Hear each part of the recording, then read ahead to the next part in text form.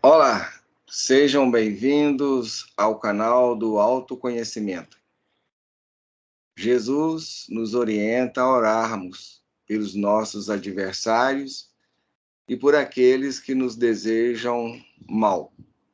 Portanto, procuremos seguir os seus ensinamentos, orando por esses corações. Sem arroubos à pretensão, mas em nosso canal vocês irão encontrar informações únicas com a proposta de auxílio no processo autoeducativo. Portanto, todos os estudos de nosso canal é visando auxiliar na educação de si mesmo. E gostaríamos de iniciar agradecendo a todos aqueles que se inscreveram no canal. Também deixamos aqui os nossos agradecimentos pelos likes e pela indicação do canal aos amigos e a quem vocês considerem ter algum interesse na área do autoconhecimento, do autoaprimoramento, e que busquem informações, conhecimentos que nos auxiliem em nosso processo educativo, emocional, psicológico e espiritual. Gostaríamos de noticiar a vocês que criamos algumas playlists em nosso canal para facilitar vocês acompanhar os nossos estudos. Então, todos os temas estão ali contemplados nessas playlists, como, por exemplo, o nosso lar, a vida, os 19 princípios, algumas lives que já fizemos e alguns outros temas. Para acessar a playlist, bastam vocês acessarem a página inicial do canal e um dos itens do menu será playlists. E acessando esse item, vocês encontrarão ali elencados todas as playlists disponíveis em nosso canal. Fizemos isso aí objetivando e pensando facilitar e auxiliar vocês a acompanharem os estudos que estão disponíveis em nosso canal.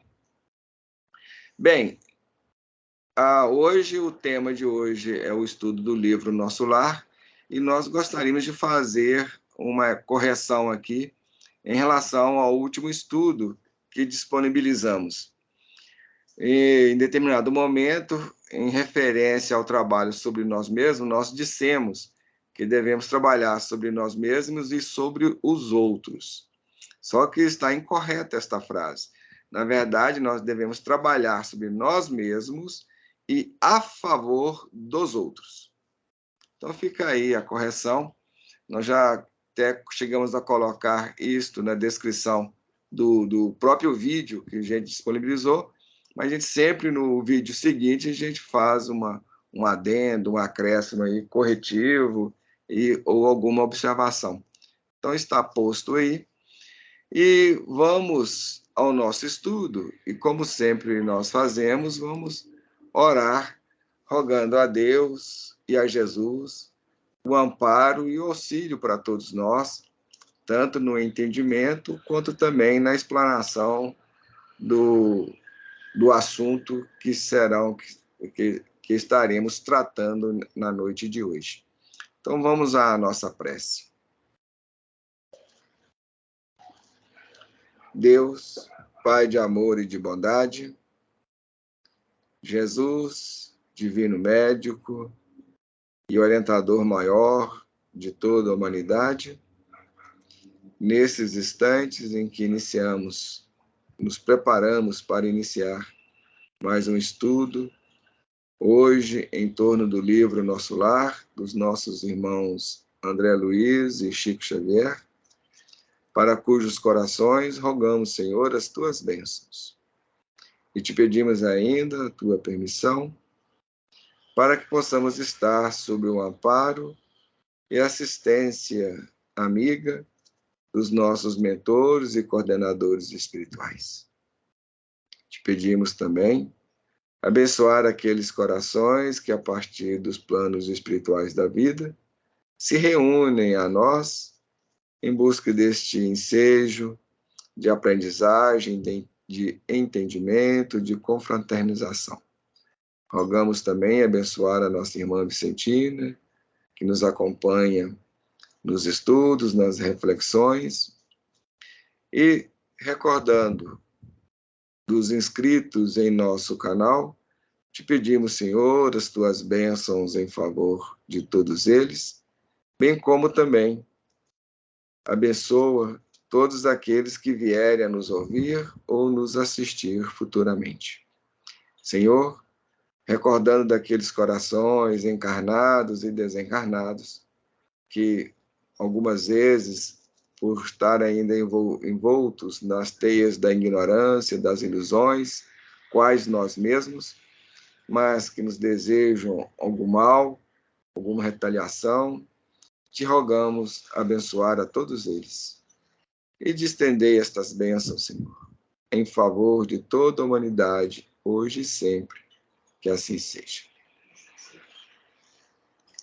Bom, então vamos ao nosso estudo, e como sempre a gente inicia trazendo um resumo, então vamos compartilhar com vocês aí o resumo do capítulo de hoje.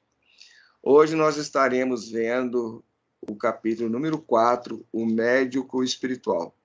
Este capítulo, ele é muito denso, tem muita informação e nos chama a atenção, é realmente uma chamada para nós repensarmos algumas posturas, algumas atitudes, alguns comportamentos que a gente mantém no decorrer das nossas vidas. Ok, então capítulo 4, o médico espiritual. E neste capítulo, André Luiz vai nos contar, mas ele apenas menciona o fato, ele não entra em detalhes, ele não penetra em muitos meandros acerca do tema, que é o exame que ele se viu obrigado a fazer acerca da sua conduta, da sua postura de vida e as consequências que isso veio ali acarretar no decorrer da própria vida e também, como sempre, e nós já falamos isso várias vezes em outros estudos nossos, tanto no estudo Vida, quanto também no 19 Princípios, abordando esse tema, e também algumas lives que nós já fizemos, de que nós levamos para o plano espiritual as consequências das nossas atitudes, comportamentos, sentimentos e pensamentos que a gente mantém aqui na vida física, enquanto estamos estagiando em nosso corpo biológico. Então, isso aí é inevitável, é apenas consequência. Então, no plano espiritual, nós vamos recolher os resultados ou as consequências do nosso plantio na vida física, e vice-versa. Ou seja, na vida física também nós vamos colher ou recolher a semeadura que já teremos efetuado tanto no plano espiritual quanto em outras vidas. Então, isso é apenas uma decorrência natural, óbvia e lógica da lei de causa e efeito que nós estaremos estudando nos 19 princípios, se não me engano, no próximo estudo ou dentro em breve. Muito bem. E isso também, nós já falamos sobre isso, que quando a gente retorna para o mundo espiritual, a gente, de alguma forma, nos veremos obrigados a fazer uma análise, uma retrospectiva analítica da nossa vida no plano material. A gente vai ver tudo aquilo que nós sentimos, pensamos, fizemos e as consequências de tudo isso aí. Então, é algo que a gente deveria pensar, meditar com bastante carinho a respeito disso. Mas, geralmente, a gente não faz. Aquela história, nós desprezamos muito essa questão da vida no plano espiritual. A gente não dá muita importância para isso. Consequentemente, também a gente não sabe valorizar a nossa vida no plano físico. A gente vive correndo atrás das ilusões, atrás dos recursos de sobrevivência material, esquecidos ou menosprezando todos os valores superiores que são aquilo que verdadeiramente permanecerá.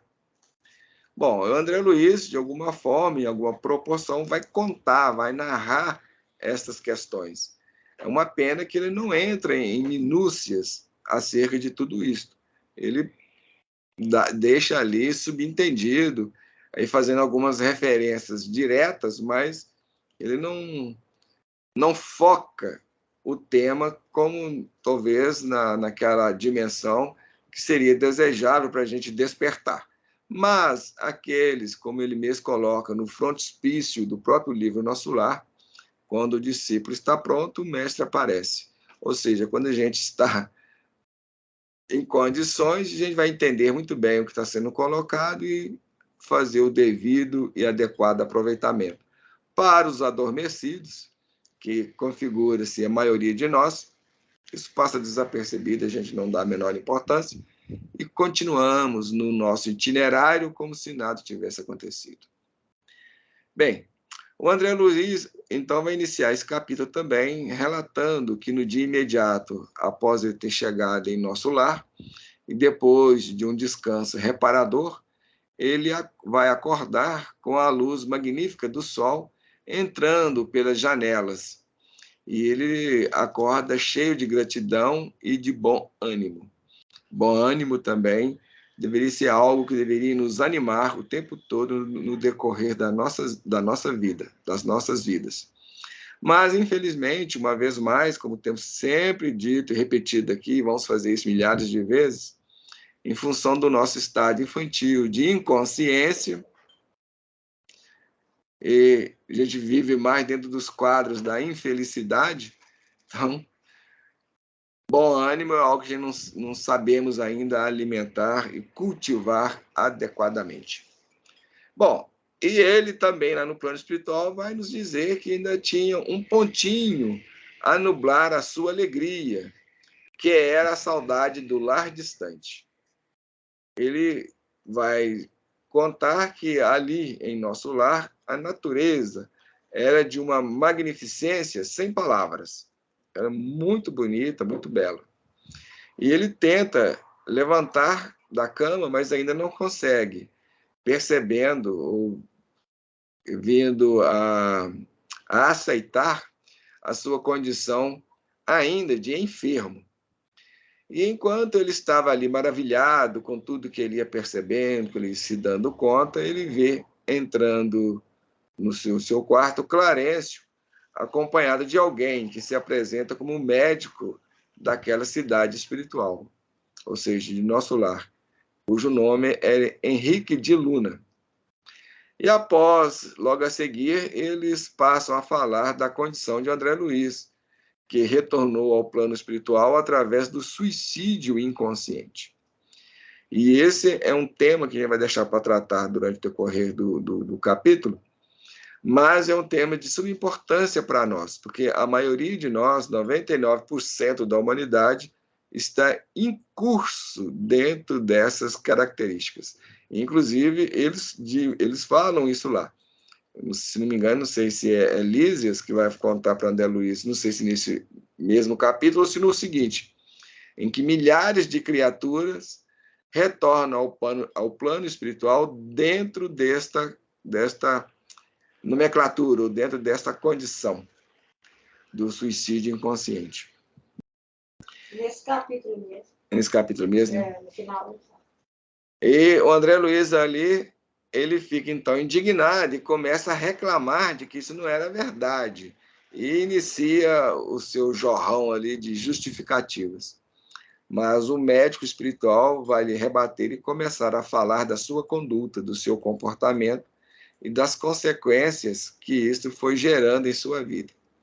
Então, diante desta anamnese, ou seja, deste exame sincero e verdadeiro, não resta a ele, André Luiz, reconhecer a verdade, e isso lhe cai fundo na alma, levando-o a um pranto amargo do arrependimento. Como ele mesmo diz, o que doeu mais foi, em vez de encontrar acusações e apodos, ou seja, injúrias, recriminações, como ele encontrou nas zonas umbralinas, ali em nosso lar, diante do Clarencio e de Henrique de Luno, e também de Lícias, que até o momento ainda não se apresentou, mas ele se encontrava presente, não sei se é ele ou um outro enfermeiro, mas, seja quem for, eram 3 pessoas. Ele encontrou ali a compreensão fraternal, a examinar a sua conduta infantil.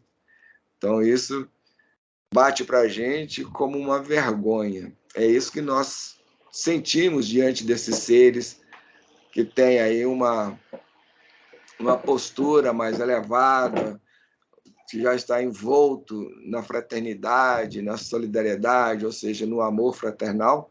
A gente encontra por parte deles compreensão e entendimento, não apoio. Esquece. Se for quanto esperar que eles vão aí te apoiar, passar a mão na cabeça, eles tocam nos pontos adequados e corretos de entendimento, mas eles não apoiam a nossa falta. Muito ao contrário. E isso que é terrível para nós, esse exame, esse instante, a gente deparar com essa situação, porque a gente realmente aí, a gente se sente pequeno mesmo diante desses corações. Bom, então vamos agora, vamos aqui mudar o nosso compartilhamento, indo direto para o livro. Bem, então o capítulo 4 do livro Nosso Lar, escrito por André Luiz, vamos... o médico espiritual. Então, aquilo que nós dissemos aí no resumo. No dia imediato, após reparador e profundo repouso, ele vai experimentar as bênçãos radiosas do sol amigo, cuja suave mensagem chegava ou tocava o seu coração. E isso é algo bastante interessante, ou seja, ele mesmo coloca isso, que é algo para o qual ele nunca se atentou, nunca se preocupou ou pensou a respeito disso, é algo para ele totalmente indiferente. Mas, ao estar no plano espiritual e vendo todo o impacto influenciador de sustentação das energias que dimanam e que partem do Sol em direção não só a todo o sistema solar, mas no caso aqui em direção à Terra, acolhendo e amparando e sustentando toda a vida na Terra, ali ele não teve como se deixar de ter uma certa reverência, de voltar uma reverência para esse astro amigo que nos sustenta a vida, em todos os sentidos e dimensões. Então ele mesmo vai falar que aquela claridade era reconfortante. Ela chegava até ele atravessando a ampla janela e inundava o recinto de cariciosa luz. Então, aqui nós já falamos que as percepções do nosso corpo espiritual, ou do psicossoma, como ele mesmo designa nas suas obras, e isso também vai ser tema do estudo dos 19 princípios, esse corpo, então, nos propicia muito mais profundas percepções, sentimentos e tudo mais. Ali, nós ampliamos os nossos sentidos, a um ponto que a gente aqui na Terra, a gente não faz ideia, não tem como, para nós é algo que desconhecido. E definir o desconhecido, entender o desconhecido é algo meio impossível para a nossa mente. Bom, então, a partir de tudo isso, ele se sentia outro. Era como se ele fosse uma outra pessoa, de tão bem que ele se sentia. Ainda mais, gente, nós fomos pensarmos bem, depois da experiência que ele viveu, de todo aquele sofrimento, de todo aquele que ele passou nas zonas umbralinas, isso aí realmente vai nos tocar com muito mais força, com certeza. Mesmo no plano físico aqui, que a gente vivencia situações muito drásticas, muito assim, estressantes, quando a gente recebe um conforto, recebe tudo isso, realmente até aqui a gente sente uma diferença enorme entre uma coisa e outra. Né? E o bem-estar ele vai ser muito mais valorizado, muito mais sentido. coisa que também nós, normalmente, na vida, a gente não percebe, não damos conta disso, em função do estado de sono em que nós vivemos nele consciencialmente.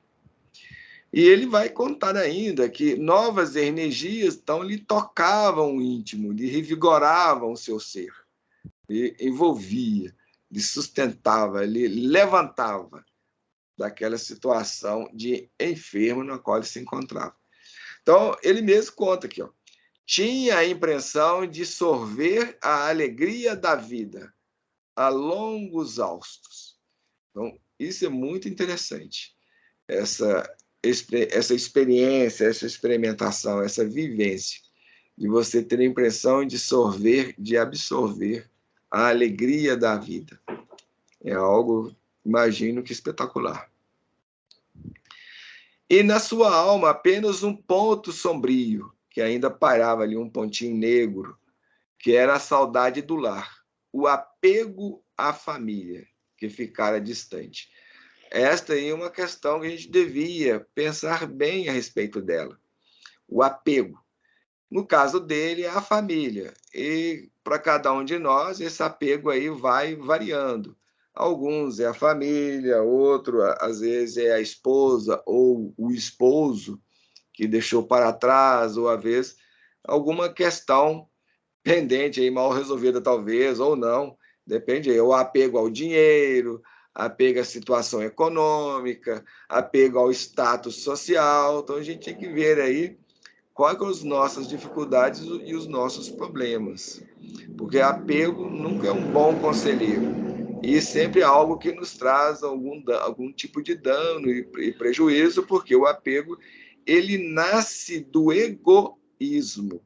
Ele vem do ego, que está estreitamente vinculado, ou tem a sua base, o seu construtor, conforme nós falamos no último estudo dos 19 princípios, sobre o tema personalidade.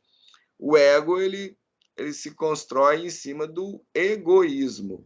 O amor, não, gente. Amor é outra coisa. Amor ainda é algo que a humanidade, nós, enquanto humanidades, ainda temos que aprender a entender e a construir isto.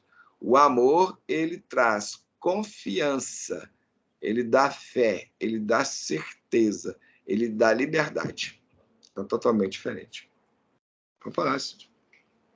Você, ao narrar esse apego aí, você está fazendo lembrar daquela passagem que Jesus falava, né? Onde está o teu tesouro, aí está o teu coração.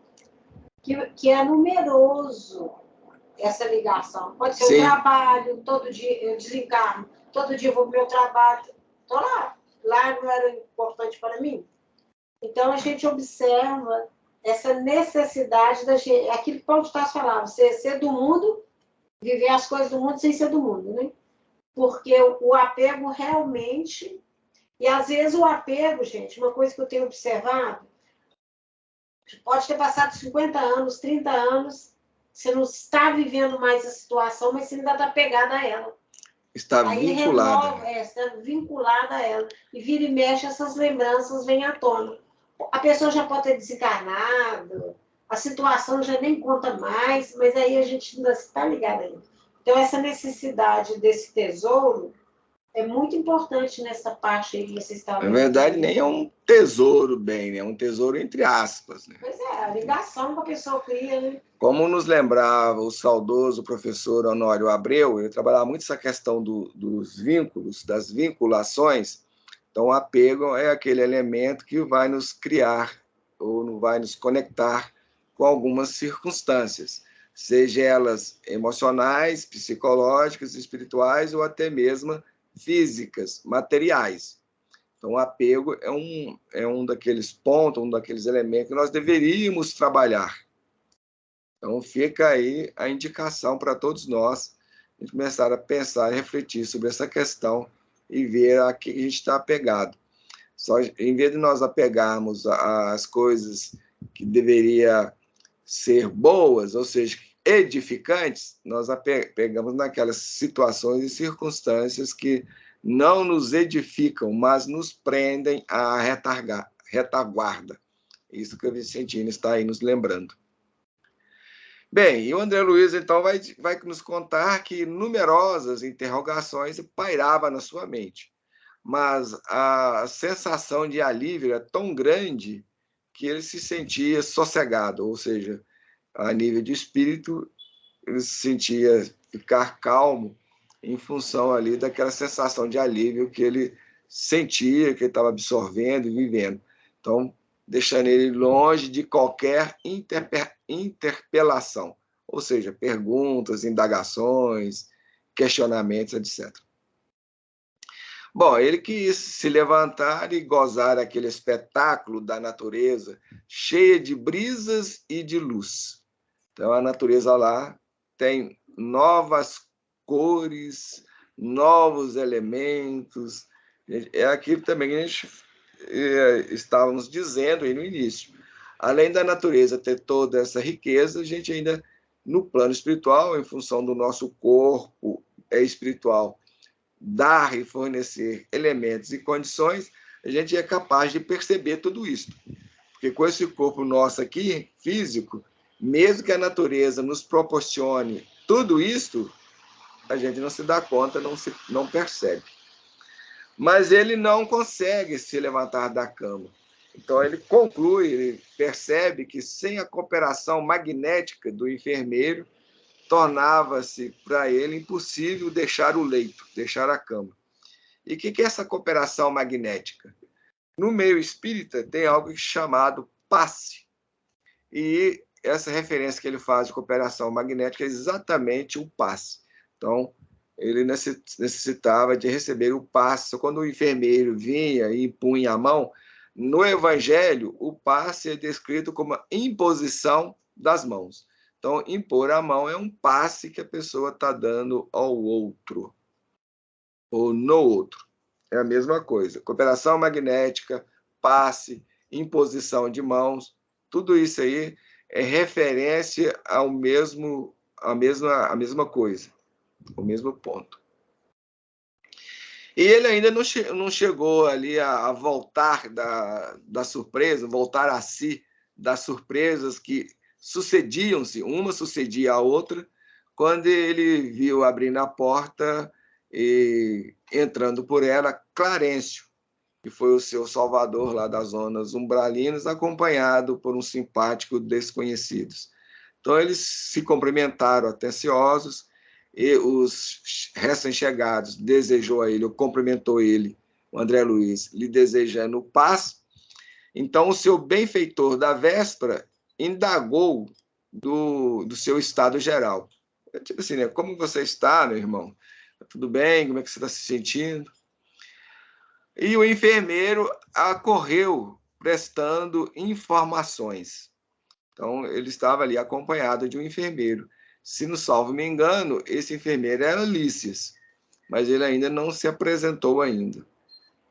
Ou não sei se era exatamente Lícias, ou se Lícias veio depois, porque o Lícias também era um enfermeiro ali naquela unidade, é ali que ele conhece o Lícias, que vai se tornar o seu grande amigo e um dos seus instrutores em nosso lar, né?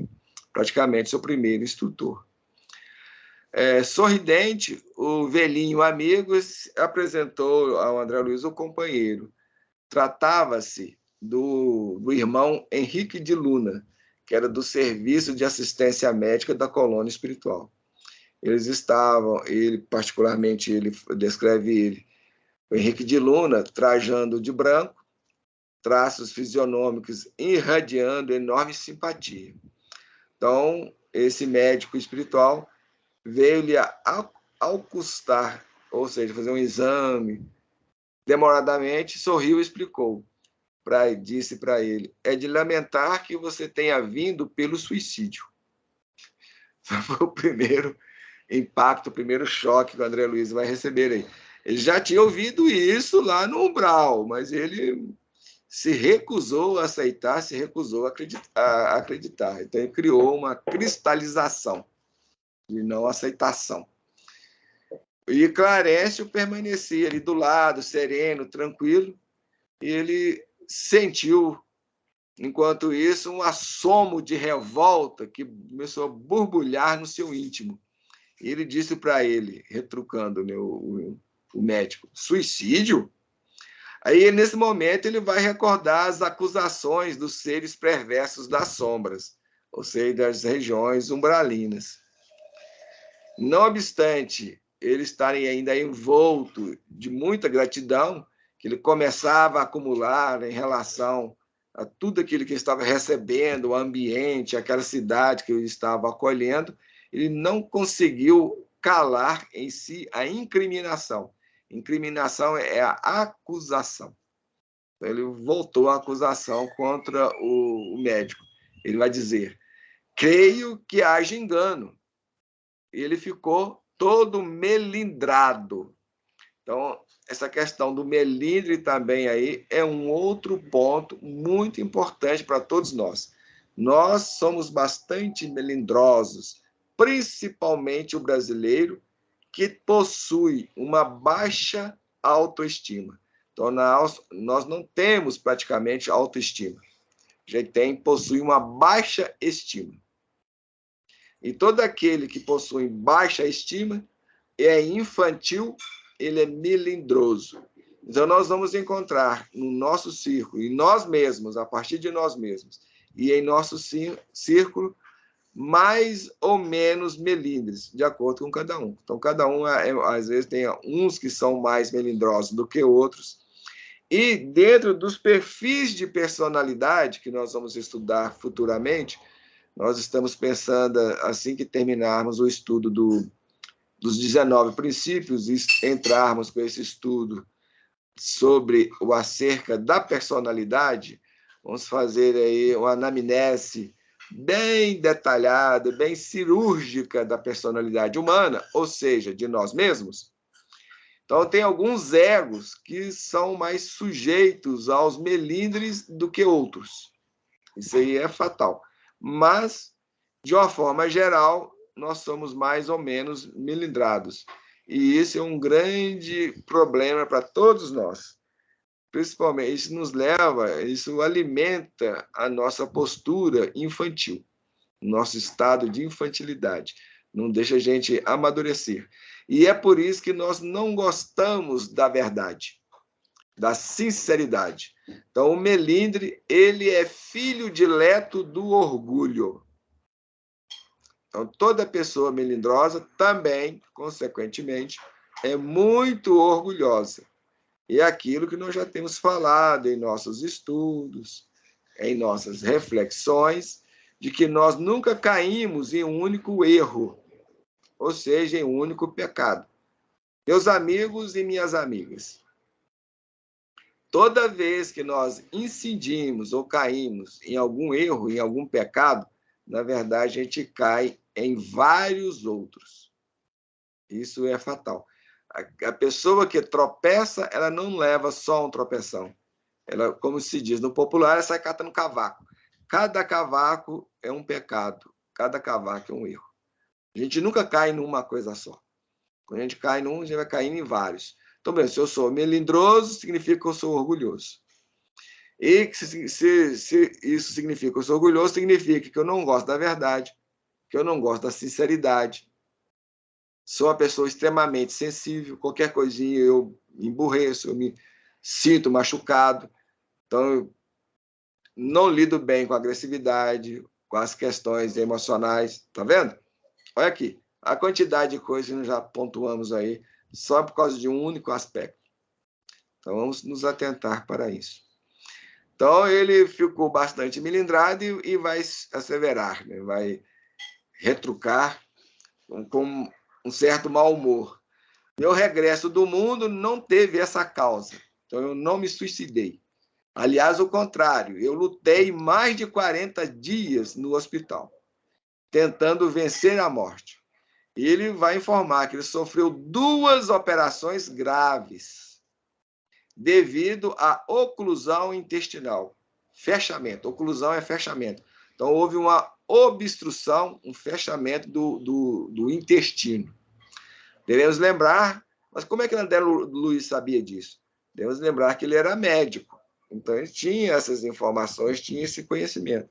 A bem de que, quando nós estamos no plano espiritual, nós ampliamos as nossas percepções, consequentemente, a nossa inteligência, o nosso raciocínio, as nossas conclusões. Então, a gente vê com mais precisão as coisas. As coisas ficam muito mais claras para nós. Coisa que aqui no mundo, para nós, tem uma obstrução, aqui nós somos cegos. Lá no plano espiritual, manter a cegueira é mais difícil. Não que seja impossível. Muitos continuam cegos no plano espiritual. Mas é porque queremos que assim seja. Então, há também, por parte do indivíduo, do espírito, uma vontade, um movimento nessa direção. Se bem que aqui também não vai diferir muito. Se nós permanecemos cegos é porque queremos. E, de alguma forma, a gente alimenta isto. Que a gente não quer encarar a verdade e os valores superiores. A gente quer desfrutar dos prazeres da vida. A gente não quer abrir mão do mundo material. Logicamente que, como tudo na vida tem consequências, ou seja, tudo na vida tem um preço, a gente vai pagar o preço. E o preço da vivência no mundo material é o sofrimento e a dor. Bem, aí o médico vai dizer para ele, o Henrique de Luna, sim, esclareceu o médico, demonstrando a mesma serenidade superior. Então, todo aquele impulso que o André Luiz teve de raiva, de revolta, o médico continuou sereno. Não se sentiu aquela atitude dele, assim, não se tocou com aquilo. Aquilo para ele não foi uma agressividade, coisa natural e normal. Essa superioridade, isso mostra o nível moral do ser, ou de amadurecimento. Por isso que nós somos infantis. Aqui na vida, se alguém não nos trata bem, ou nos trata mal, ou é um pouco mais agressivo conosco, a gente se enche de melindres. Ou seja, o nosso orgulho começa a gritar e a nossa infantilidade pula, reage na mesma proporção ou até com força acima daquilo ali esperado, dependendo de cada um. Se a pessoa é violenta, então reage violentamente. Mas o médico continuou calmo e tranquilo, continuou sereno.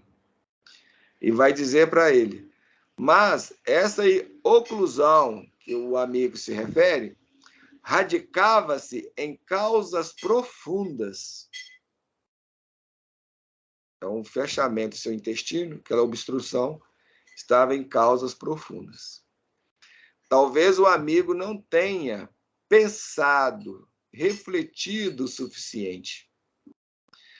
Ele vai dizer, vai informar, isso eu acho uma informação muito importante, que o organismo espiritual, o que é o organismo espiritual? O corpo espiritual. Ele vai apresentar em si mesmo a história completa das ações praticadas no mundo. Gente, então vamos pensar bem. Tudo que nós fazemos, todos os nossos comportamentos, todas as nossas atitudes, todos os nossos sentimentos, pensamentos, tudo fica registrado nesse corpo espiritual. Por isso que no plano espiritual é impossível você mentir. Ou pelo menos você sustentar a mentira, a falsidade, a hipocrisia. Nas regiões superiores. Porque nos abismos, nas trevas, nas regiões inferiores ou umbralinas, lá você pode fazer isso, porque lá impera a escuridão. Escuridão não é aquele ambiente onde a gente não enxerga, onde somos cegos. Então, naquelas regiões, a gente pode ainda tentar fazer isso. Apesar de que o André Luiz mesmo coloca que aquelas criaturas das regiões trevosas, lá, os seres perversos das sombras, o acusava corretamente. Porque no plano espiritual é isso que está falando. Como o registro está em nós, e nós lá somos livros abertos para quem sabe ler, o outro olha para você e vê tudo aquilo que você fez, que você falou, que você diz, Então, não tem como a gente negar isso. A gente pode negar até para si mesmo. Se recusar a aceitar, é recusar a ver. Para tecer. A gente tenta aí tamponar ou, de alguma forma, brigar contra a consciência. Mas, agora, nas regiões superiores, ou seja, nas cidades espirituais superiores, como em nosso lar, por exemplo, e em outras cidades equivalentes, não há como. É isso que o cara falou para ele. Virou para ele e falou assim, olha, mas você não sabe que o organismo espiritual, ou seja, o seu corpo, vai apresentar em si o histórico completo de todas as suas ações que você praticou no mundo? Gente, isso aqui tem estreito vínculo com aquela questão lá do livro Gênesis, a respeito do sinal de Caim. Eis que eu colocarei um sinal em Caim, para todo aquele que o encontre, o ache, não o mate. Deus dizendo isso para Caim, logo depois que Caim reconhece o seu erro, o seu pecado. Então, é exatamente isso. Então, fica uma marca no nosso corpo espiritual, na nossa mente, no nosso psiquismo. É tudo registrado. Pode falar. Sobre essa marca, eu gosto muito de falar isso, porque, como eu vim do berço católico, todos diziam, a gente nasce com o pecado original. Mas nunca se explicaram que pecado original, pelo menos na minha época, nunca se explicaram que pecado original é esse. E nós, quando eu me tornei espírita, a gente vem saber que esse pecado original, nada mais, nada menos, era de nossas ações, nossas atitudes de existências anteriores. Que a vida da gente hoje é de acordo com o que foi ontem. Amanhã será de acordo com o que é hoje.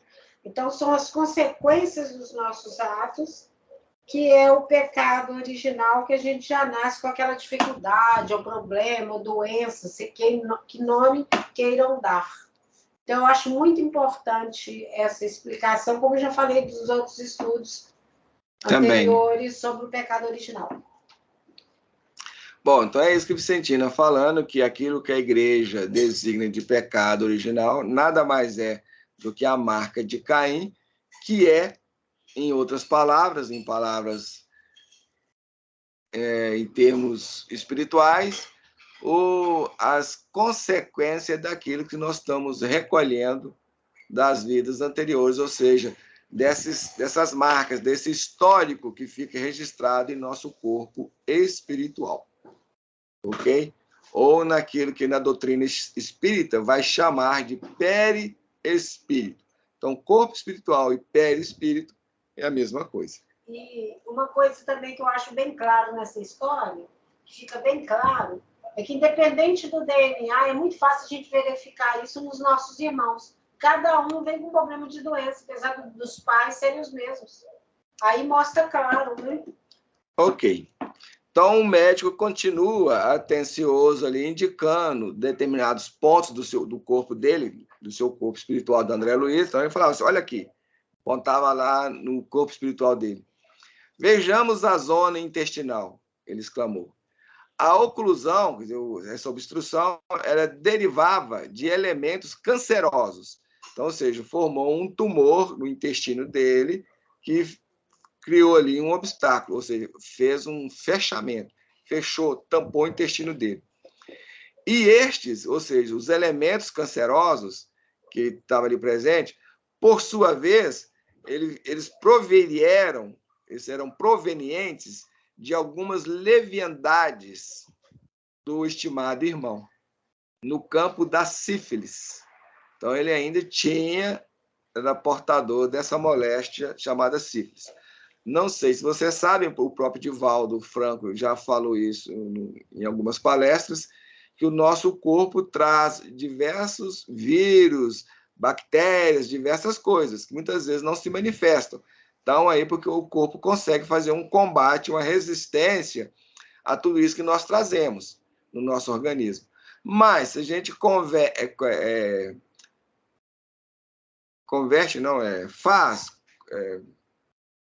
esqueci a palavra, me fugiu. Mas a gente, devido à nossa conduta, ao nosso comportamento, a gente abre determinadas portas, a doença, aquele vírus, vem à tona e se manifesta. Por isso, por exemplo, igual o Covid. Uns morrem, outros não. Uns ficam com sequelas, outros não.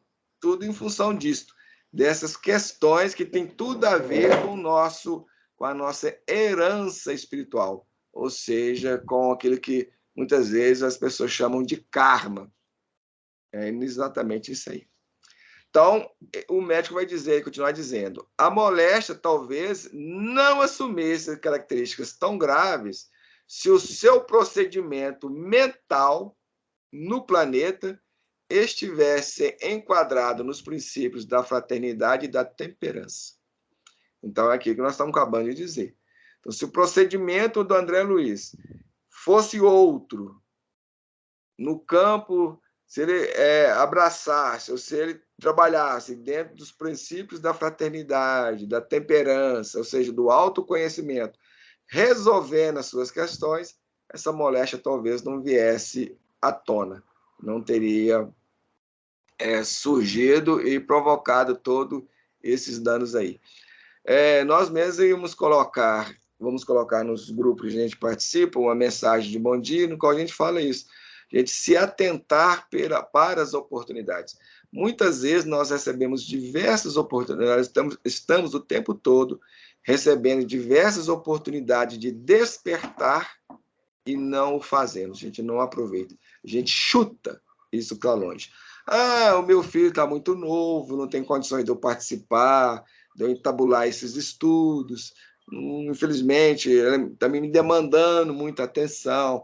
O meu marido não gosta. Minha esposa detesta isso. Não, meu pai me impede. Se eu fizer isso, eu vou provocar muito desaboros à minha mãe. Eu não posso causar aborrecimento na minha mãe. Eu não tenho tempo. Porque eu preciso ganhar dinheiro, porque senão como é que eu vou viver? Como é que eu vou sustentar? E a gente vai arrumando milhares e milhares de desculpas. Eu mesmo conheço várias pessoas no meu círculo de convivência que veio a sofrer, alguns até desencarnaram, que não precisariam se elas tivessem aproveitado o ensejo e as oportunidades que a vida colocou ali, cruzou o caminho delas. Então, às vezes a gente faz o convite para as pessoas, não, vem, vamos estudar, vamos conversar, trocar umas ideias aqui superiores, a pessoas, esse tipo de assunto não lhes interessa.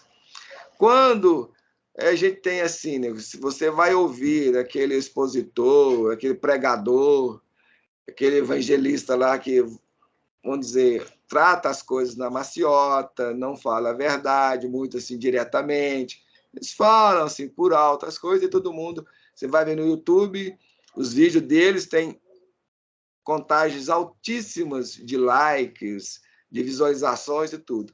Agora, quando a gente fala de uma forma mais analítica, mais sincera e verdadeira, aí a gente mesmo tem nossos vídeos aí, tem pouquíssimas visualizações, porque a pessoa começa a ouvir, não quero saber disso não. Então a gente vai chutando as oportunidades e, na medida que a gente faz isso, obviamente, consequências mais graves nos encontrarão pela estrada, pelo caminho. Seja mais hoje ou mais amanhã, ou se você conseguir chegar ao final dessa vida sem enfrentar isso, na próxima vida. Vai te alcançar fatalmente. Porque toda vez que a gente chuta as oportunidades que Deus nos envia ou coloca para atravessar o nosso caminho, a gente se torna devedor diante da lei. E a nossa responsabilidade são acrescidas. Isso aí é fatal. E isso que está colocando para ele. Entretanto, seu modo especial de conviver, muitas vezes exasperado e sombrio, captava destruidoras vibrações naqueles que o ouviam. Então, isso também é algo que a gente prestar bastante atenção.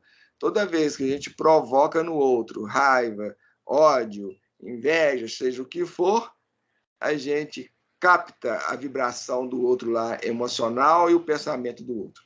Isso nos alcança, nos atinge. Como muitas vezes a gente está em função do nível de inconsciência que a gente vive nele, a gente não se dá conta, a gente não percebe. Vivemos num estado de sono. E nesse estado a gente não tem proteção, a gente não sabe nem se proteger. Então, isso nos alcança e provoca em nós destruição no nosso organismo físico, que vai manifestar mais à frente, mais de futuro. Tanto é que ele vai colocar para ele, ó. Então, nós devemos pensar, ter bastante atenção na nossa forma de conviver com os outros e no nosso modo de ser. Será que a gente tem um jeito de ser exasperado, sombrio? Então, vamos ter atenção. E pergunta para ele, você nunca imaginou que a cólera fosse manancial de forças negativas para nós mesmos? E aquela é outra coisa. Quando eu fico com a raiva do outro, o primeiro a ser atingido sou eu, gente. Todas as vezes que eu me aborreço, que eu me entristeço, que eu me enraiveço em relação ao outro, que eu fico indignado, o primeiro afetado sou eu mesmo. Por isso não há como ferir os outros sem antes a gente se ferir. Não há como. Isso é impossível. Toda vez que nós machucamos o outro, o primeiro a ser machucado somos nós mesmos. E o André Luiz ele tem um perfil de personalidade colérico ou iracundo, como se diz na nossa linguagem analítica, psicológica do nosso estudo que estudamos e lidamos com ele dentro do nosso arcabouço, vamos dizer, acadêmico das linhas psicológicas. Então, o André Luiz tinha esse perfil iracundo. Essas pessoas, elas vivem o tempo todo com bastante ira, e isso também vai detonando. E cada um de nós tem um ponto frágil, e nesse estudo que a gente fez sobre a personalidade, no final do vídeo, nós lá falamos sobre isso. Deem uma olhada lá, quem não viu ainda, estuda lá, vê esse vídeo lá da personalidade, nós estamos tratando dessas questões ali, em alguma medida, principalmente no final do estudo. Bem, vamos correr aqui, porque o tempo está urgindo, acho que não vai dar nem para a gente ver tudo. Mas porque esse capítulo ele é muito denso. Então ele vai dizer para ele, ó, a ausência de autodomínio, então ele não tinha controle sobre si mesmo, e a gente pergunta, quem de nós o temos? Dentro desse nível de infantilidade que nós existimos, quem tem autocontrole? Você tem? A inadvertência no trato com os semelhantes. Então, quem de nós presta atenção nisso? Como é que eu trato o outro? Como é que eu lido com o outro? A gente para pensar nisso? Então, a gente é agressivo, a gente é estúpido, a gente é ignorante, a gente é mal educado. E vamos recolhendo todas as consequências disso. Então, ele vai colocar aí, ó. A sua inadvertência no trato com o semelhante, aos quais muitas vezes você ofendeu sem refletir, sem pensar, conduziram-no frequentemente à esfera dos seres doentes e inferiores.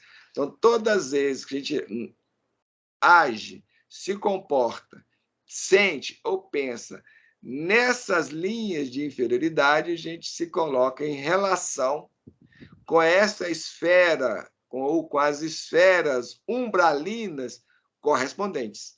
A gente entra em sintonia com essas regiões e capta delas aquelas forças que nos trazem prejuízo. Então, aqui a gente está sempre falando, gente, vamos tomar cuidado com o que a gente está falando. Eu conheço pessoas que são muito críticas, critica tudo o tempo todo. Cuidado. Veja bem o que você está fazendo para você. O que você está aí puxando, atraindo. Então, é aquilo que eu falo, gente. Então, aproveita muito aqui. Porque quando chegar do lado de lá e o mundo cair sobre a cabeça, você mesmo pode falar assim, mas eu aproveitei. Então, ele diz que todas essas coisas aí agravou muito o estado físico dele. Então, muitas vezes a gente tem os problemas de saúde aí, dor no joelho, dor no pé, dor na perna, aquilo, enxaqueca, aquilo. Por que eu tenho isso? Eu sou tão boa. É. Só vive falando da vida dos outros. Aí tem problemas de todas as montas, de todas as esferas, nos rins, nos ovários, e não sei aonde, na cabeça, é na boca, é nos dentes, é no coração, no coração, todo jeito. Eu acordei tarde para tudo isso e hoje estou recolhendo algumas dificuldades nesse campo aí.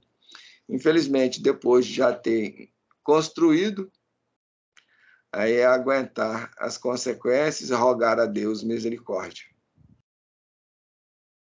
Depois de longa pausa, em que ele continuava ali o exame nele atentamente, continuou. Já observou, meu amigo, que seu fígado foi maltratado? Pela sua própria ação.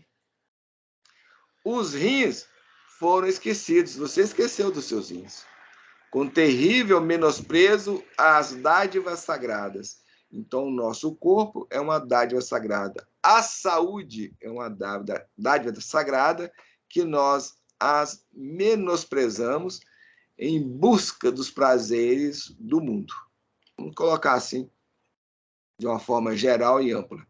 Buscando vivenciar as satisfações e os prazeres que o mundo nos oferece, nos oferta. De todos os jeitos. Né? O que mais tem no mundo é prazeres. Nos botecos, nos barzinhos, nas cervejas, nas drogas, no sexo, nas pompas e circunstâncias, nas diversões. A gente quer isso, não é?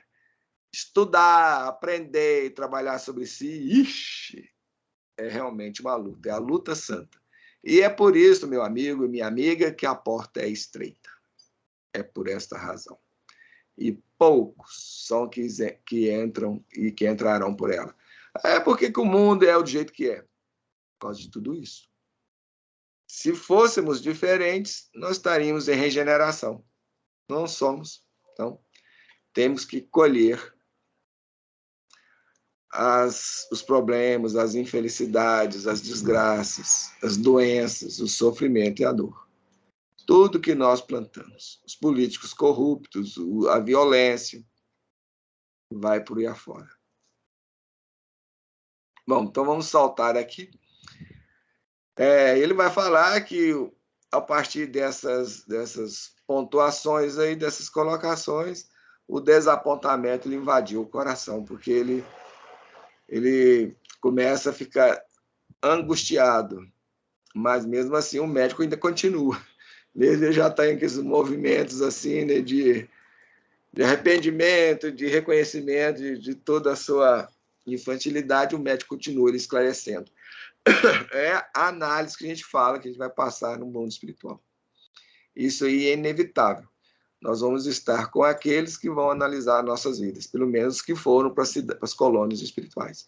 Só a gente chegando lá, a gente não acha que a vida no mundo espiritual é sopinha, que não é. E por isso que muitos preferem ficar nas zonas trevosas do que chegar nas cidades lá, porque lá você vai ter que encarar a si mesmo. E tudo aquilo que fez. Aí, como diz no popular, o bicho pega. E pega mesmo. Bem, ele continua ainda falando, os órgãos do corpo somático, do corpo físico, eles possuem incalculáveis reservas, segundo os desígnios do Senhor. Ou seja, Deus nos deu um corpo que tem todo um potencial, todo um arcabouço para nos sustentar a vida aqui e para que a gente pudesse cumprir a nossa missão. Que todos nós temos uma missão aqui, que é do trabalho sobre si, do autoaperfeiçoamento, do aprimoramento. A gente joga tudo isso fora, não queremos saber disso, queremos divertir. Divertir, divertir, divertir. E tem uma passagem no Evangelho que fala sobre isso. A gente quer saber de diversão, de ser feliz aqui, esquecendo que o mundo não dá felicidade, como Jesus mesmo fala. O meu reino não é deste mundo, mas a gente quer que seja. O meu amigo, no entanto, iludiu. O que é iludir? Iludir é fugir, desprezar. Então, ele desprezou excelentes oportunidades. É o que nós fazemos o tempo todo. Chamado não nos falta em nossas vidas. Bem, é o convite de Jesus que nos chega, mas como diz, e Jesus próprio mesmo diz na sua palavra, que o Senhor mandou os seus servos chamar os convidados. O que os convidados fizeram com os servos? Mataram uns, espancaram outros, machucaram outros tantos, botaram porta fora, é isso que a gente faz. Então, eu mesmo sou um manancial de perturbação para os outros, que eu vivo mandando os linkinhos dos vídeos para alguns amigos lá, e já estão de saco cheio comigo. Bem, é aquilo que a gente precisa fazer. Né? O outro tem o direito de aceitar ou não aceitar, recusar ou não. Bem, então, meu amigo desprezou excelentes oportunidades, desperdiçando ou espiziando patrimônios preciosos da experiência física. E isso aí é o que nós fazemos, todos nós fazemos isso aí. A longa tarefa que lhe foi confiada pelos maiores da espiritualidade superior foi reduzida a meras tentativas de trabalho que não se consumou. O nosso caso. Então, quais são esses maiores da espiritualidade superior? Os nossos mentores, os nossos coordenadores, os nossos orientadores espirituais. Eles passam a tarefa para nós. É a missão que nós temos. Qual que é? Do autoaprimoramento, do crescimento, do amadurecimento, dessa reforma, do nosso aperfeiçoamento. E isso, muitas vezes, não passa de meras tentativas. Se bem que o André Luiz relata, acho que nem isso, no caso dele, mas ele pontuou que para ele não passou de meras tentativas. E para nós também. Quantas pessoas iniciam o estudo com a gente, conosco aqui, e fogem? Desaparece aí no percurso. Vai se envolver em outras questões que são mais interessantes para elas. Consequentemente, todo o aparelho gástrico foi destruído a custas de excessos de alimentação, de bebidas alcoólicas, aparentemente sem importância. Então, parece que aqui não tinha importância nenhuma, é coisa comum, natural. Mas, na verdade, era excesso de alimentação, excesso de bebida. E isso destruiu, trouxe danos, desarmonia, desarranjos no seu aparelho digestivo. Devorou-lhe a sífilis energias essenciais. Então, o corpo, para combater essa moléstia, teve que se movimentar. E a energia que era da sustentação da vida foi dilapidada. Então, ele morreu antes do tempo. Como vê, o suicídio é incontestável.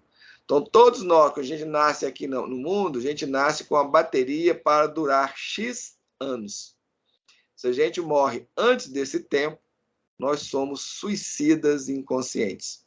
Porque a gente não cometeu o suicídio direto, mas a gente cometeu o suicídio indireto, na forma de viver e etc.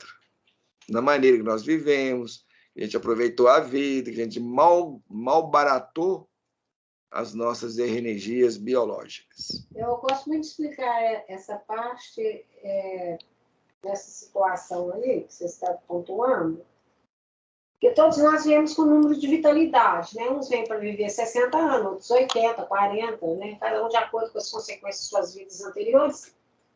Mas no meio do caminho, a gente vai extrapolando isso. Por exemplo, eu gosto de falar muito isso. A pessoa é diabética. Apesar de fazer a dieta, mas vai lá... Não, a pessoa não era diabética. Né? Ela começa a comer muito doce, abusar do açúcar, da alimentação, se torna diabética. O alcoolismo, a mesma coisa. Então, vai reduzindo essa vitalidade vai reduzindo. Por isso que é chamado de suicida inconsciente. Não foi proposital diretamente, mas é um suicídio. E assim em todas as áreas. A pessoa dorme pouco porque quer ficar, vulgarmente falando, aproveitando a vida, na gandaia, no noturno, na noite. E aí vai, somando várias situações que o leva a perder, a reduzir essa vitalidade. Da mesma forma que as pessoas tendo bons princípios, boas condutas, ela pode aumentar esta vitalidade. Então, ela pode prorrogar o desencarne dela, como pode antecipar pelas atitudes. Aí tem uma correção a fazer. Não é que a pessoa vai aumentar a vitalidade, porque a vitalidade não aumenta. Ela vai economizar. Como ela não está mal baratando, mal gastando aquilo, está economizando a vitalidade do que ela recebeu ao nascer. E na medida que ela faz economia, ela tem condições de viver mais tempo. Então, ela prorroga essa existência. Mas vamos continuar, senão a gente não vai ter tempo aqui. Já... Só dar um exemplo do Chico. Que não. Aí o caso... Então, ou seja, em outras palavras, resumindo essa questão toda, todas as vezes que nós vivemos dentro das linhas do desequilíbrio, da desarmonia, nós encurtamos a nossa existência aqui. Ou seja, a gente está malgastando a nossa vitalidade e diminuindo o nosso tempo de vida. Consequentemente, a gente vai retornar para o plano espiritual dentro desta classificação de suicidas inconscientes. E isso está ocorrendo com a maioria do ser humano. Raros são aqueles que não retornam para o mundo espiritual dentro dessa pecha, dentro dessa condição, dentro dessa situação. Isso que o Vicentino estava querendo dizer. Então, ele passa ali, a partir daquele momento, meditar nos problemas dos caminhos humanos, ou seja, das nossas questões, nos caminhos da humanidade. Ele passa a refletir nas oportunidades que perdeu. E a gente nunca para pensar nisso. Na vida humana, ele conseguia ajustar numerosas máscaras ao rosto, talhando-as conforme as situações. É isso que todos nós fazemos. Até mesmo porque personalidade é máscara. Então, utilizando a nossa personalidade, de acordo com as situações, nós agimos. É assim somos todos nós. A pessoa se mostra muito bonzinha aqui, muito legal ali. Aí os outros até falam, o fulano é uma maravilha de pessoa. Porque você não comeu 1 quilo de sal com ela. Vai comer que você vai ver. E é por isso que os casamentos hoje estão tudo desaguando em brigas e tudo mais. Porque quando as pessoas se conhecem apenas as máscaras. São relações de personas, de personalidade, de máscaras. Quando passa a morar junto, a máscara começa a cair. Começa a sair da face. Sem querer, a máscara cai. Aí você mostra o que é. Aí começam os conflitos, começa a brigas. Isso que está colocando. Aliás, ele não poderia supor, no outro tempo, que lhe seriam pedidas contas de episódios simples, que costumavam considerar como fatos sem maior significação. Então, vamos prestar atenção no que ele está dizendo. Então, assim, é aquilo que eu falei para vocês, está tudo registrado em nós, e tudo tem consequência. Tudo, gente, tem um preço. Tudo. Cada pensamento, cada sentimento vai trazer consequências inevitáveis. Se o pensamento, o sentimento traz, imagina a ação, comportamento, a fala, a verbalização. Conceituar até ali os erros humanos segundo os preceitos da criminologia. Ou seja, só aqueles atos graves é que ele achava que tinha importância. Mas não. No fundo, ele vai descobrir que as coisas mais simples, episódios mais simples, vai ter suma importância. Então, muitas vezes, aquela crítica, gente, de série, assim, ao outro, pessoa gorda. Nossa, fulano é gordo. Para nós aqui, fala isso aí. Ele está falando, episódios simples. Foi-lhe pedido contas deles. Porque isso vai trazer as consequências no corpo espiritual da pessoa, na mente da pessoa. Ou seja, no ser da pessoa, na alma. Então, ele conceituou até ali os erros humanos, segundo os preceitos de criminologia, todo acontecimento insignificante, estranho aos códigos da lei humana, entraria na relação de fenômenos naturais. Se aquilo não estava dentro do código da lei, não tinha importância. Mas tem. Toda fala nossa, todo pensamento, todo sentimento, atitude, comportamento, etc, etc. Então, ele se deparava agora com outro sistema de verificação das faltas cometidas. Ou seja, cada detalhezinho foi examinado, foi pesado, foi questionado, foi analisado. Não lhe defrontavam tribunais de tortura, nem ele foi surpreendido pelo inferno. Mas, pelo contrário, benfeitores, sorridentes, amorosos, que comentavam as fraquezas dele. E eles faziam isso como quem cuida de uma criança desorientada. Então, tinha todo um movimento de sentimento, de paternalidade em relação a ele. É como um pai maduro corrigindo a falta dos filhos rebeldes e muitas vezes até ingratos. Então, ele se sentiu como uma criança diante daquela análise ali que eles estavam fazendo com ele. Aquele interesse espontâneo, no entanto, feria-lhe a vaidade, particularmente de homem. Então, nós temos uma certa vaidade masculina e feminina. Todos nós, os homens têm imbuído de si uma vaidade masculina e as mulheres uma vaidade feminina. Como ele era homem, aquela análise que ele estava fazendo sobre os problemas, dificuldades deles, a conduta, o comportamento dele, tudo dele, feriu-lhe a vaidade. Mais uma vez, o melindre começou, né, a querer dar as caras. Talvez, se ele fosse visitado por figuras diabólicas que lhe torturassem de tridente nas mãos, ele encontrasse forças para enfrentar a derrota. Ou a derrota lhe tornaria, ele seria menos amarga. Mas o contrário, ele encontrou a fraternidade, a afeição, a compreensão, o entendimento. Então, as agressões que ele sofreu lá nas trevas, daqueles seres sombrios que o acusavam, não o feriu tanto, não o machucou tanto. Porque lá ele estava entre iguais. Ali ele estava diante do superior, que vai olhar para você com compreensão, amor e entendimento. Isso realmente bate fundo em nós. A bondade, eles colocam aqui, a bondade exuberante, quer dizer, aquela bondade que irradiava de Clarencio. A inflexão de ternura do médico. Então, a voz do médico era terna, era amorável, respeitosa, fraterna. Ele mesmo diz, a calma fraternal do enfermeiro, que estava acompanhando ele. Então, eram 3 pessoas, o Clarencio, o Henrique de Lune e um enfermeiro.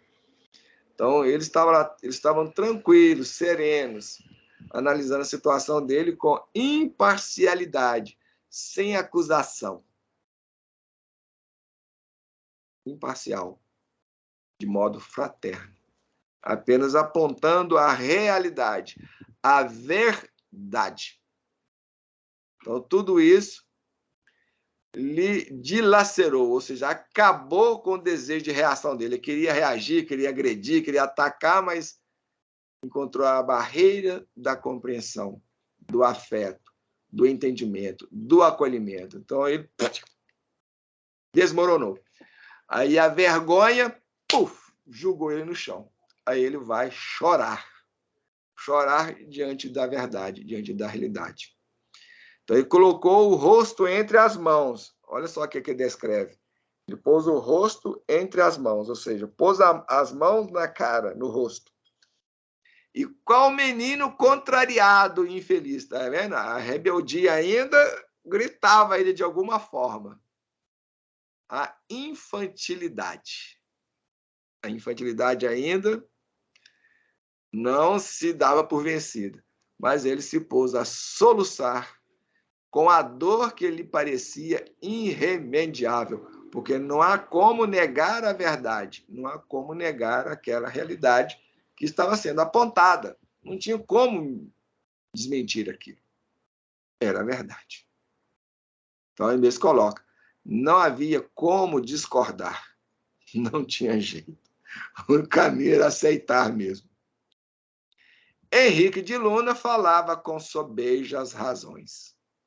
Então, ele estava com a verdade, estava falando a verdade. E tinha todos os motivos. Ele apontou ali, ó, todos os motivos. Veja aqui, veja aqui, veja aqui. Por fim, abafando os impulsos da vaidade, ele reconheceu a extensão das suas leviandades de outros tempos. Ou seja, ele reconheceu os erros que ele cometeu lá atrás, que ele fez através das suas atitudes, dos seus comportamentos, seu modo de ser, de agir, de falar, de pensar, de sentir, de ver a vida, de viver a vida. Então, ele vai dizer algo muito importante que eu nem sublinhei. A falsa noção da dignidade pessoal cedia terreno à justiça. Isso é uma frase muito importante para nós, porque nós aqui no mundo, a gente alimenta uma noção de dignidade pessoal que é falsa, é mentirosa, é hipócrita. E quando a gente chega no mundo espiritual, a gente quer continuar apresentando isso. Então, é hipocrisia. Às vezes as pessoas se mostram com aquela dignidade, que são pessoas com certa santidade. Não, eu vou na igreja, eu sou católico, eu sou protestante, eu sou evangélico, eu sou a esposa de Jesus, como já ouvi alguns me dizerem. Eu sou cristão. É essa dignidade pessoal aí. Só que chega do lado de lá, não há como sustentar isto, exceto se for verdadeiro. Mas geralmente não é. A gente diz cristão, mas maltratamos os outros, não damos atenção, enraivece, fica aborrecido, não atendemos, não auxiliamos as pessoas, criticamos, xingamos, temos preconceitos, somos agressivos, invejamos, odiamos. É isso que é ser cristão? É isso que é ser discípulo do Cristo? Pelo amor de Deus, gente. A gente está sendo discípulo do diabo, né? Vamos ser honestos, vamos ser sinceros. Perante minha visão espiritual, só existia agora uma realidade torturante. Então, diante da sua percepção, da sua visão, da sua mente, só tem uma verdade. Era verdadeiramente um suicida. Eu perdi o ensejo precioso da experiência humana. Então, o que ele está falando? Uma reencarnação jogada fora. Não aproveitou. Consequentemente, diante desse quadro, dessa situação, o que é? Nós não passamos de náufragos que vamos ser auxiliados por caridade, não porque nós merecemos. É a misericórdia, a caridade de Deus e desses corações para conosco. Porque gente malbarata todos os princípios divinos, todas as oportunidades divinas que Deus coloca em nossos caminhos. Para alimentar as nossas vaidades, as nossas ilusões, as nossas gulas dos prazeres materiais. Jogamos a nossa vida fora. Então, se queremos mudar esse quadro, vamos trabalhar sobre nós mesmos. Vamos trabalhar a nossa reforma, o nosso crescimento moral, emocional, psicológico, espiritual. Foi então que o Clarencio, generosamente, sentando-se ao leito, do lado dele, lhe afagou paternalmente os cabelos e falou comovido: ó meu filho, não te lastimes tanto. Porque ele caiu em si. Ele teve que aceitar a realidade. Daí é onde teve que ter um certo desespero. E soluçou, e chorou, e chorou. E pior, quando a gente recebe esse acolhimento, aí que a gente desaba mesmo. Aí que nós choramos mais ainda. Busquei-te atendendo à intercessão dos que te amam, dos planos mais altos. Tá vendo? Ele não foi recolhido pelos méritos deles. É isso que acontece muitas vezes com a maioria de nós.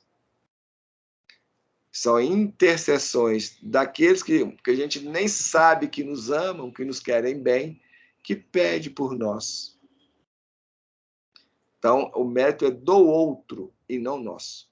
Porque tendo uma vida de infantilidade que nós temos, sem nenhuma construção nas bases edificantes de uma consciência superior, como que vamos ter méritos? Tuas lágrimas atingem seus corações. Olha o que ele está falando ainda. Então, meu filho, não te lastime, porque o seu choro, o seu pranto, seu desespero, atingem eles. Não deseja ser grato, ou seja, não deseja ser agradecido, então te mantém tranquilo no exame das próprias faltas. Então a gente tem que encarar as nossas dificuldades, os nossos pecados, as nossas viciações com dignidade. Realmente eu fiz, realmente eu cometi o erro, realmente eu pequei. É aquilo que Caim vai falar para Deus. Realmente pequei perante o céu, perante ti. Não sou digno de estar mais diante da tua face. Aí ele vai dizer, na verdade, a tua posição é a do suicida inconsciente. Então, ele não se suicidou diretamente, conscientemente. Ele não fez isso por querer. Ele não buscou isso. Mas é necessário reconhecer que centenas de criaturas se ausentam diariamente da Terra nas mesmas condições. Foi aquilo que eu falei no início. A maioria de nós, ele coloca aqui centenas, mas milhões, porque a Terra hoje tem milhões, né? Milhões de criaturas estão deixando a Terra dentro dessa mesma situação, dessa mesma condição. Então, o que ele está falando? Olha, você não é o único. Não é porque se achar especial. Porque, no fundo, teve esse movimento dele, se achar especial, que ele era o único. Então, te acalma. Fique calmo. Busca ficar tranquilo. Aproveita os tesouros do arrependimento. Então, se a gente quer aproveitar os tesouros do arrependimento, o arrependimento é aquele estado, aquela emoção que vai nos abrir a porta para a mudança, para o crescimento, para novas perspectivas. Por isso que é um tesouro, é um bem, é uma bênção. Aí vai falar ainda mais. Guarda a bênção do remorso. Então, vamos guardar. Não vamos julgar afora o remorso, porque ele ficou dentro do remorso, ele se arrependeu. Embora seja tardio, que essas duas coisas sejam tardias, mas não vamos esquecer que a aflição não resolve problemas. Também é uma outra grande lição para nós. A aflição não resolve problemas. Muitas vezes a gente se desespera diante das coisas, das situações. Às vezes a gente recebe a notícia de que um parente às vezes morreu ou está em situação grave, a gente entra no desespero e fica aflito. Só que a aflição não resolve problemas. Então, nessas circunstâncias e situações, a gente deveria ter a condição e a capacidade de se manter tranquilo, até mesmo para que pudesse ajudar o outro adequadamente. Mesmo que eu não possa resolver o problema do outro, mas só no fato de eu ficar tranquilo e irradiar essa energia de confiança, de fé. Então, nós nos dizemos religiosos, mas nós não temos fé. A nossa fé é da boca para fora. Porque na hora que surgem os momentos, as circunstâncias que nos exigem fé, ou seja, a gente tem a confiança nas forças superiores da vida, em Deus, de que tudo vai dar certo, de que cada um colhe aquilo que necessita, não importa a extensão, a situação. Então, não importa se eu sou espírita, se eu estou sob a égide espírita, católica, protestante, evangélica, budista, não interessa. A nossa religião é de superfície, não tem profundidade. Porque é nessas horas que a gente deve mostrar aquilo que a gente já sabe, aquilo que a gente aprendeu, aquilo que a gente recolheu. Só que nós não. Tá vendo? Tanto vai dizer, confia no Senhor e em nossa dedicação fraternal. Então, confiar em Deus, confiar em Jesus, que nos acolhe, que nos ampara, e também na espiritualidade amiga, nos nossos anjos da guarda, nos nossos mentores, orientadores espirituais. Sossega a alma perturbada, porque muitos de nós outros já perambulamos igualmente nos teus caminhos.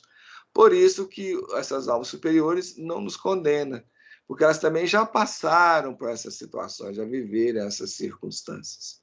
Então, elas compreendem, elas entendem da própria pele o que é passar por isso. Elas também já estiveram nesses estágios infantis de inconsciência. Então, nós temos que fazer realmente trabalhar visando o nosso equilíbrio, a nossa harmonia, o nosso crescimento e tudo mais. E ante a generosidade que transbordava dessas palavras, ele colocou a cabeça no colo paternal do Clarencio e chorou longamente, um longo tempo.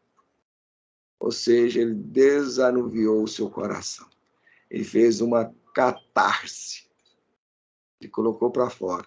Desabafou através do pranto, das lágrimas. Reconhecendo tudo aquilo que fez de errado. Mas a única forma da gente crescer é conhecer os nossos erros. Reconhecer os nossos problemas, as nossas dificuldades. Porque se eu não reconheço a minha doença, não tem como eu buscar a cura. É aquilo que a gente sempre fala, principalmente no estudo da personalidade. Se a gente não se aceita, não tem como eu mudar. Então, a primeira coisa é eu começar a ver aquilo que eu sou. E o segundo passo é aceitar isso. Porque só assim eu posso mudar, só assim eu posso crescer, só assim eu posso fazer algo na modificação desse quadro. Caso contrário, se eu não me reconheço como infantil, como um pecador, como é que eu vou sair dessa situação? Não tem como. É impossível. Não há como. Agora, para fazer isso, temos que estudar, temos que conhecer e temos que trabalhar sobre nós mesmos. É o caminho. Gostaria de acrescentar alguma coisa? A gente fazer alguma observação? Aí temos tempinho, se queria pontuar aquilo algo lá atrás. Quando o Clarencio fala para ele, até eu vou olhar a frase aqui, quando o Clarencio fala para ele, quando ele entra nessa turbulência de choro, né, vamos falar com as nossas palavras, de desespero, porque ele estava se vendo, né, e aceitando e enxergando a situação, aí eu vou ler. O Clarencio fala para ele, igual você leu, acalma-te, aproveita os tesouros do arrependimento, guarda a bênção do remorso, embora tardio, sem esquecer que a aflição não resolve problemas. Aí eu lembrei do livro que eu estou lendo, No Mundo Maior, onde o mentor fala que o arrependimento é uma porta, é um caminho para a regeneração. Porque quando você admite que se arrependeu e você sente um arrependimento, você vai ver que você fez coisas que não eram devidas. Infelizmente, eram coisas infelizes mesmo. Porque se você nem admitir que fez coisa infeliz, como é que você vai caminhar para regenerar assim? Você vai se modificando. O arrependimento já é a própria aceitação do erro cometido, porque enquanto eu não aceito que eu cometi o erro, que eu errei, que eu pequei, ou não me aceito, eu não me arrependo. Então, o arrependimento a gente só se sente esse arrependimento, esse sentimento, esse movimento em nós, quando eu começo a reconhecer que errou. E o remorso, ele é resultado da culpa. Quando eu me sinto culpado por aquilo que eu fiz, aí vem o remorso. Então, o remorso ele é um pouco mais complicado que o arrependimento, porque o arrependimento ele abre a porta para o nosso crescimento, para a possibilidade de mudança. A gente está reconhecendo. Já o remorso, ele pode nos remeter para baixo, porque é a culpa, a gente entrar no quadro de culpa e se culpar, aí tentar se castigar a si mesmo para se perdoar. Por isso que o mentor espiritual da nossa reunião falava. A gente nunca ficar no remorso. Errei. Vou tentar fazer melhor. E nunca ficar no remorso, porque o remorso leva a obsessão, o remorso leva uma série de dificuldades, igual você está pontuando aí. Se a gente alimenta esse remorso, então a gente tem que fazer, na verdade, fazer o quê? Vamos fazer um esforço de transformar o remorso em algo construtivo, em algo útil. Então, você está falando aí, usando a sua palavra, em algo útil. Porque não transforma, ou seja, não, na verdade, não é alimentar a culpa, porque o remorso vem em função da culpa. Só que, em vez de nós pontuarmos em cima do remorso, a gente faz o foco em cima da culpa. E a culpa vai alimentar o remorso. Então, a gente tem que, na verdade, quando o mentor falou isso, que ele estava dizendo, gente, tira o foco da culpa e redireciona a sua atenção para o remorso. Porque o remorso vai nos levar ao arrependimento. Então, o remorso é o primeiro movimento, é o movimento inicial. O problema todo é que a gente larga o remorso e fica na culpa, a gente foca na culpa.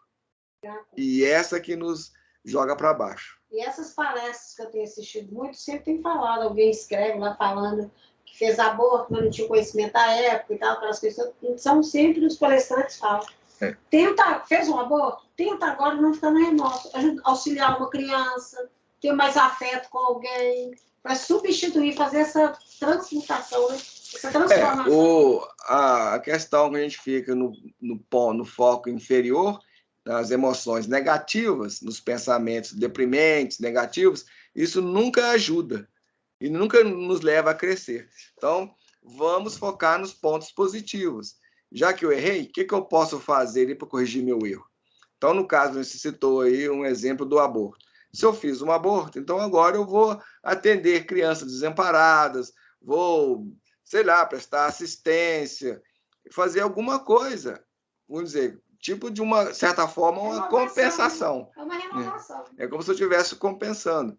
Não vou compensar lá, mas pelo menos eu estou me renovando. Você está falando, estou me renovando diante do fato, para que amanhã eu tenha condições de enfrentar essas situações, essas circunstâncias de uma maneira equilibrada, de uma maneira mais harmoniosa, mais tranquila, sem graves, sem maiores problemas e maiores consequências. Ok, gente? Esperamos aí que o capítulo venha se tornar rico para vocês, as nossas ponderações, as nossas reflexões na noite de hoje. Esperamos que ela venha contribuir aí com todos e, na medida que vocês veem que está sendo útil, compartilhem, divulguem o nosso canal, o link desses estudos para mais pessoas, quem sabe possam auxiliar outros também. Então, não vamos ser avarentos e avaros, querer guardar só para nós. Vamos distribuir também uma forma de fraternidade. Se o outro falar claramente, não quero, respeite, fique tranquilo, não se sinta diminuído por causa disso, vamos ter aquela postura de maturidade e entender que o outro tem o direito. Mas muitos também podem gostar, podem achar interessante e podem lhes ser úteis. É isso, pelo menos, que nós esperamos. Então, esperamos que esses estudos venham a ser para vocês úteis, assim como tem sido para nós. O que nós deixamos aqui, o nosso muito obrigado a todos vocês. Então, vamos à nossa prece. Agradecer a Deus pela oportunidade, por todas as bênçãos e dádivas que recebemos na noite de hoje e destas reflexões, deste estudo.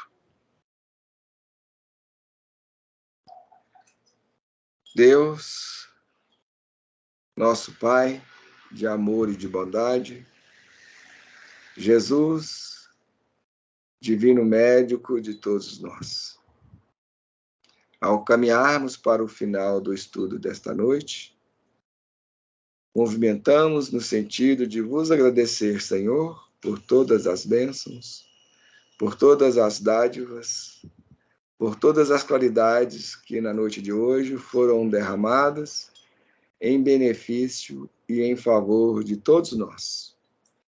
Agradecemos o amparo, a assistência amiga desses corações dos planos maiores da vida, em benefício de todos nós. Agradecemos ainda a presença dos corações amigos que se reuniram conosco para o estudo, a aprendizagem, agradecendo a presença da nossa irmã Vicentina e recordando, Senhor, daqueles que se inscreveram em nosso canal, te rogamos as tuas bênçãos em favor de cada um deles. Abençoa-os, estendendo estas bênçãos em favor de seus familiares. E também, Senhor, abençoe a todos os corações que vierem a nos assistir ou nos ouvir de futuro. E que as tuas bênçãos se espraiem, se derramem em favor de toda a humanidade, hoje e sempre, que assim seja. Então, minhas amigas, meus amigos, os nossos muito obrigado e até o próximo estudo. Tchau e um bom fim de semana a todos.